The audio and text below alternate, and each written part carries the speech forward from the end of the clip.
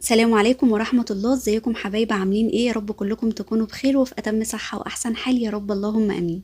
وحشتوني جدا من اخر فيديو عملته معاكم، وشكرا من كل قلبي بجد لكل الناس الجميلة اللي سألت عني لما غبت في القناة. وعايزة اقول لكم يعني بجد كالعادة وجودكم معايا شرف كبير ليا، ربنا يا رب ما يحرمنيش من سؤالكم ابدا. راجعه لكم بقى النهارده في فيديو جديد، وميعادنا كده مع فيديو مشتريات الاسبوع الاول من شهر 8، او مشتريات الاسبوع بقى من الخضار والفواكه. تعالوا بقى نشوف كده مع بعض جبت ايه بالاسعار وكل التفاصيل، علشان كمان تاخدوا فكرة قبل ما تنزلوا تشتروا ان شاء الله.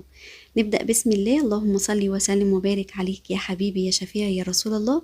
اللهم ارحم امي وجميع موتانا، والعالم كله يكون بخير يا رب العالمين. نبدأ بالأساسيات يا بنات زي ما متعودين كده دايما كل مرة. وأول حاجة هبدأ بيها النهاردة الطماطم، والطماطم بصراحة يعني سعرها بجد صعب قوي. سعر الكيلو الواحد وصل لحد 20 و25 جنيه. أنا جبت كده 2 كيلو على بعض، من سعر الكيلو ب20 جنيه، فالاتنين ب40 جنيه. بس طماطم كده حلوة وناشفة، وعايزة أقول لكم هي مسكرة وجميلة جدا اليومين دول، بس للأسف غالية جدا. طبعا ام 17 جنيه يعني مش بتكون افضل حاجة، يعني مش عارفة بصراحة، يعني سعرها غالي قوي. ربنا يستر كده ويمكن تنزل يعني سعرها شوية الفترة الجاية، لان البياعين كانوا بيقولوا احتمال بقى سعرها يعني يرجع ينزل تاني. جبت برضو بطاطس. جبت برضو كده 2 كيلو.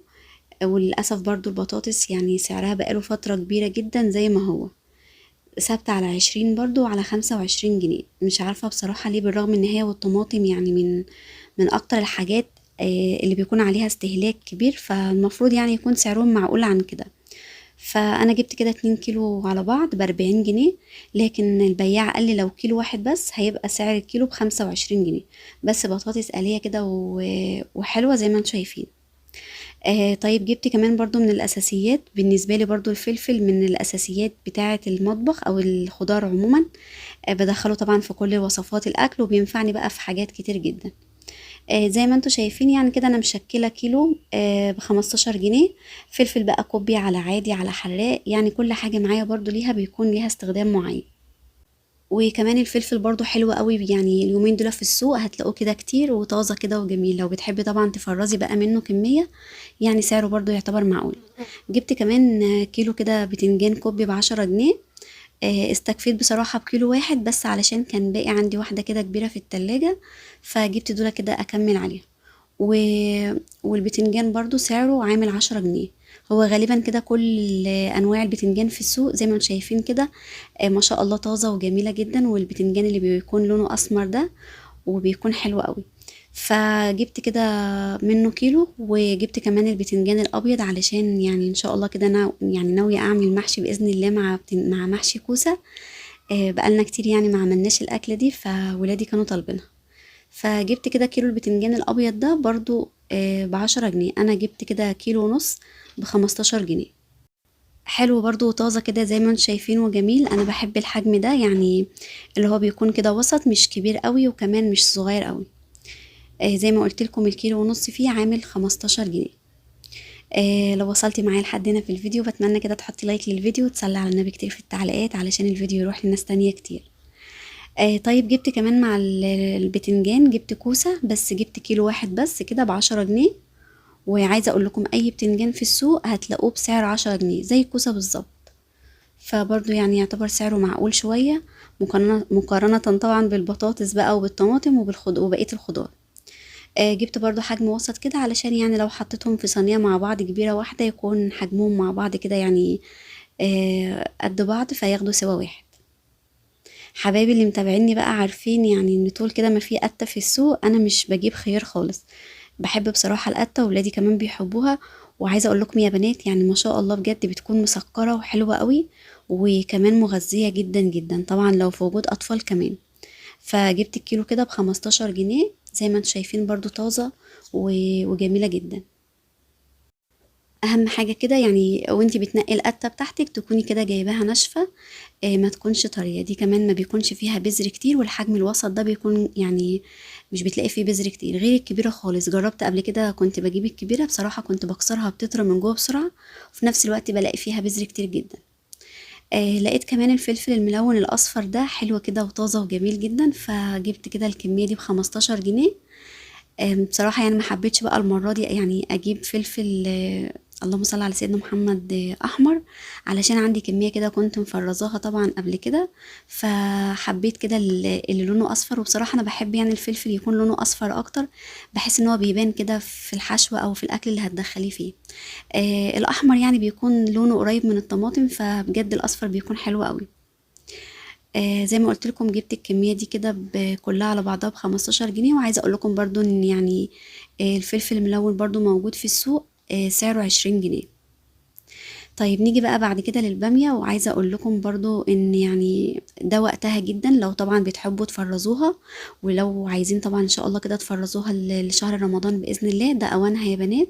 تجيبوا كمية كده حلوة، هي طبعا حلوة جدا اليومين دول قبل بقى ما تربي دود جواها وكده، لا هو ده بصراحة اكتر وقت مناسب. فانا ان شاء الله جبت دولت كده يعني الاستهلاك يعني طول الشهر وكده، وبإذن الله لما انزل تاني هجيب بقى كمية حلوة كده ان شاء الله، واحاول افرزها معاكم. جبت كده 2 كيلو ب70 جنيه، يعني سعر الكيلو عامل 35 جنيه. بس بصراحة حلوة قوي وجميلة. ونقيت منها كده الحجم الصغير والوسط، علشان يعني مش بنحب الحجم الكبير قوي غير بقى لو هنعمل ويك.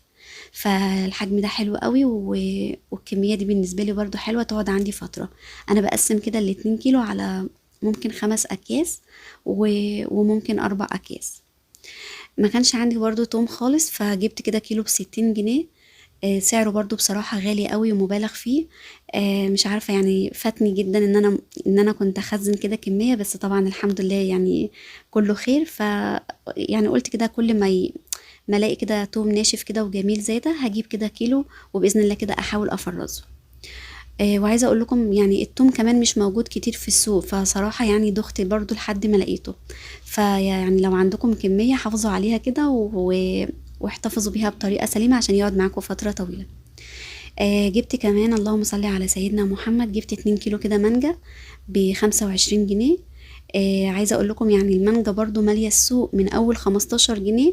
سعرها رخيص قوي يا بنات، وموجودة بكمية يعني كتيرة جدا. في منها طبعا انواع كتير، في لحد 40 و50 جنيه.